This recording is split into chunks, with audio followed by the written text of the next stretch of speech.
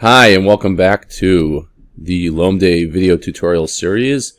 This is episode number 4. Today I'm going to show you how to close an assignment. So let's go to the assignments tab right here. And let's get an assignment that looks like it's done. I wouldn't do this on an assignment that's not completed yet by your students. But once it's completed, if you didn't schedule an end date like we spoke about in the previous episode, then you have the option of just closing the assignment. So it's very simple. You just find the assignment that you want to close. Let's say it's this prefix suffixes.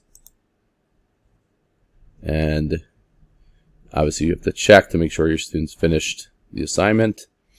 And all you do is click on the active button right here.